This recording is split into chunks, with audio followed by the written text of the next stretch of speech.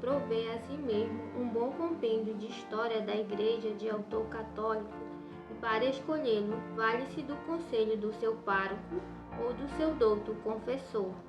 Leia com espírito de simplicidade e humildade cristã, e verá resplandecer em sua mãe, a Igreja, os caracteres com que nosso Senhor Jesus Cristo tem distinguido a única verdadeira Igreja que Ele mesmo fundou, a saber, una, santa, católica, apostólica e romana. Seja bem-vindo ao canal Quem Tem Ouvidos Ouça. Concluindo o nosso tema, a Igreja Católica, uma breve história da Igreja, trataremos de maneira especial a advertência e orientações para estudo da religião na história da Igreja.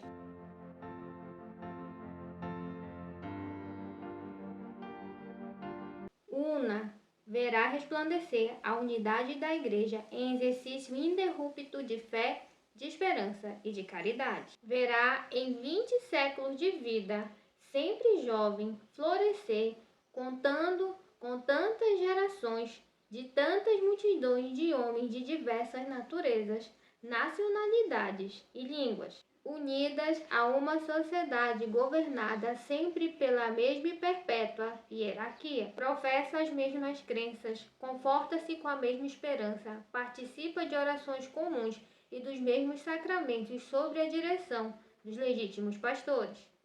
Verá a hierarquia eclesiástica formada de milhares de bispos e sacerdotes conservar-se estreitamente unida em comunhão e obediência ao Pontífice Romano, que é o chefe divinamente estabelecido, e receber dele os divinos ensinamentos para comunicá-los ao povo com perfeita unidade de doutrina. De onde vem tão maravilhosa união? Da presença e assistência de nosso Senhor Jesus Cristo, que disse a seus apóstolos: Eis que estou convosco até a consumação dos séculos. O fiel que lê com retidão de coração a história da Igreja verá resplandecer a santidade da Igreja, não apenas a santidade essencial de sua cabeça invisível, Jesus Cristo, na santidade dos sacramentos, da doutrina, das congregações religiosas, dos muitos dos seus membros, mas também na abundância dos dons celestiais, dos sagrados carismas, das profecias e milagres com que o Senhor, negando-os às demais sociedades religiosas, faz resplandecer no rosto do mundo o dom da santidade de que está exclusivamente adornada sua única Igreja. Quem lê com ânimo desapaixonado a história da Igreja fica atônito ao contemplar a ação visível da divina providência, que comunicou à Igreja a santidade, a vida e vela pela sua conservação. Ela foi a única que, desde os primeiros séculos, suscitou os grandes homens, a glória imortal do cristianismo, que, cheios de sabedoria e virtudes sobre-humanas, combateram vigorosamente todas as heresias e erros que foram aparecendo.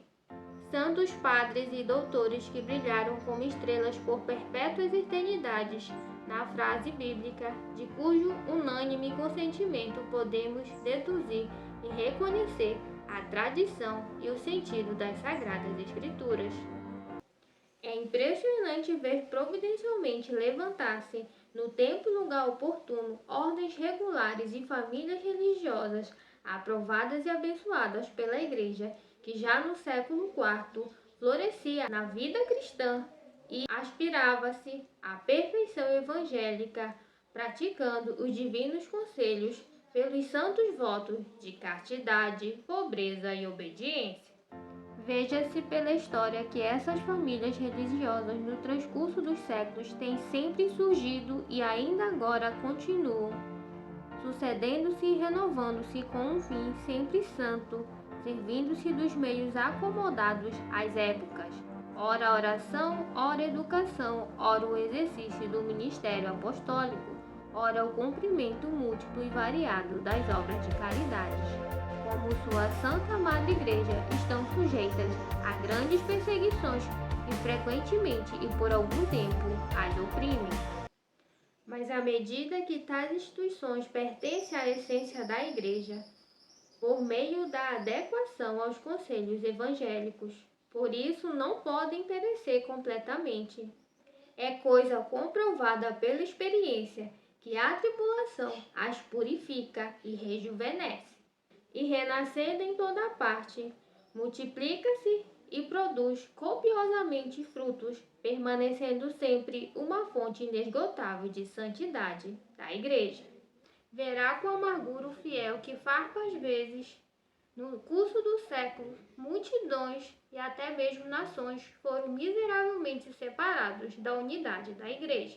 Mas verá também que Deus enviava a luz do Evangelho a povos e nações por meio de homens apostólicos, como fizera com os apóstolos, para guiar as almas à salvação eterna.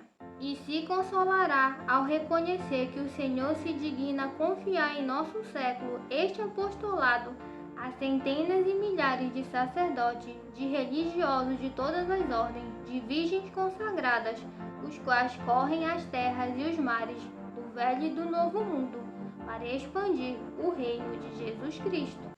De onde seria um erro dar crédito às bravatas dos incrédulos que o catolicismo está sendo extinguido no mundo, como se os homens já dessem somente importância ao progresso da ciência e das artes, e por meio dos bispos e vigários apostólicos legitimamente enviados pela Sé romana, ligados à mesma unidade de fé e comunhão. E é isto que é chamado de catolicidade da Igreja. Ela só pode ser chamada de católica universal, isto é, de todos os tempos e de todos os lugares. A apostólica, ao contemplar a história da Igreja, verá o fiel suceder-se inúmeras e incríveis dificuldades, tanto os pontífices romanos, que revestido da pessoa de Pedro com a mesma prerrogativa que concedeu Jesus Cristo, vão comunicando também a jurisdição a sucessores dos outros apóstolos, dos quais jamais se separou de Pedro como ninguém. Poderá separar-se da Sé romana sem deixar de pertencer à Igreja, e por isso se diz e realmente é apostólica. Na história da Igreja, o fiel aprenderá a conhecer e evitar os inimigos da Igreja e de sua fé.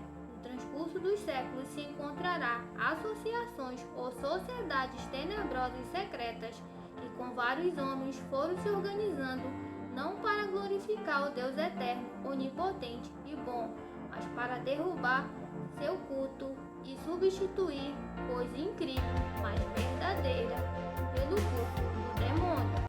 Não se admirará que os legítimos pastores sucessores de Pedro, sobre quem Jesus fundou a sua igreja, foram e ainda são objeto de ódio, aversão e escárnio por parte dos hereges incrédulos. Estes deverão se tornar semelhantes a seu divino mestre, que disse: se perseguiram a mim, também a vós perseguirão. Mas a verdade a ser inferida a partir da história é que os primeiros papas foram exaltados justamente nos primeiros séculos às honras dos altares, havendo muito entre eles que derramaram seu sangue pela fé, e os demais brilharam por meio dos seus egrégios de dons de sabedoria e virtudes, sempre atentos para ensinar, defender e santificar os cristãos, sempre prontos como predecessores a perder a sua vida para dar testemunho à palavra de Deus. Que importa, desgraçadamente, também entre os 12 houve um apóstolo do mal. Que importa que entre tantos tenha havido muitos poucos menos dignos de ascender à suprema sé, onde todo pequeno defeito parece muito grande. Deus o permitiu para dar a conhecer seu poderio para sustentar a igreja, conservando um homem infalível no ensino, embora falível em sua conduta pessoal.